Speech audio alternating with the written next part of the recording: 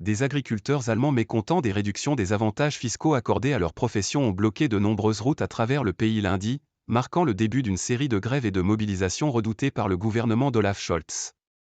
Les actions à l'appel de l'Union des agriculteurs allemands, DBV, sont généralisées dans et autour des grandes villes allemandes au premier jour d'un mouvement social qui doit se poursuivre jusqu'à lundi prochain.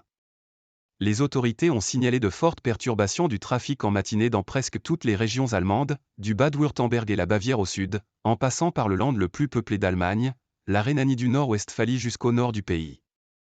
Des embouteillages de camions également étaient observés à la frontière entre l'Allemagne, la Pologne, la République tchèque et la France. De bruyants convois de tracteurs sont notamment entrés dans les métropoles de Munich au sud, Hambourg, Brême, au nord, ou Cologne à l'ouest, paralysant en partie le trafic. À Berlin, plus de 500 engins agricoles ont pris position au cœur de la capitale, près de la porte de Brandebourg, selon la police.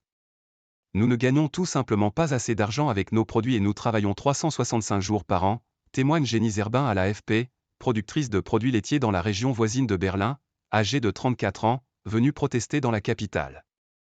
Colère pure. L'ire des agriculteurs s'était enflammée en décembre, à la suite de la décision du gouvernement de réduire des subventions au secteur en raison d'un rappel à l'ordre des juges constitutionnels portant sur les strictes règles budgétaires de l'Allemagne.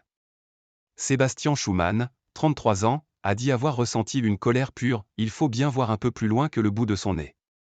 Quelles sont les conséquences? Les prix des aliments augmentent, tout devient plus cher, a affirmé ce travailleur agricole de l'Ouest. Dans une Allemagne menacée par la récession en raison des difficultés du secteur industriel, plombée par les coûts de l'énergie, les mesures d'économie auxquelles est contraint le gouvernement passent mal. Aux perturbations causées par les agriculteurs vont s'ajouter mercredi 3 jours de grève nationale des transports ferroviaires à l'appel d'un syndicat de cheminots qui juge insuffisantes les propositions de l'opérateur public Deutsche Bahn sur les salaires et les horaires de travail. Confronté à une impopularité record, le gouvernement, qui réunit les sociodémocrates de Scholz, les Verts et les libéraux, a adouci la semaine dernière ses projets pour le secteur agricole. L'avantage fiscal accordé sur les quantités de gazole consommées sera supprimé progressivement jusqu'en 2026 et non d'un coup. De plus, l'avantage en matière de taxes sur les véhicules pour la sylviculture et l'agriculture sera maintenu. Mais le compromis est jugé insuffisant par la profession, dont l'action est soutenue par l'opposition conservatrice. Action disproportionnée. Le ministre des Finances Christian Lindner a jugé disproportionnées les protestations d'un secteur qu'il juge par ailleurs déjà hautement subventionné. Nous exerçons notre droit fondamental d'informer la société et la classe politique que l'Allemagne a besoin d'un secteur agricole compétitif, a répliqué Joachim Ruckouillet, président du DBV, au magazine Stern.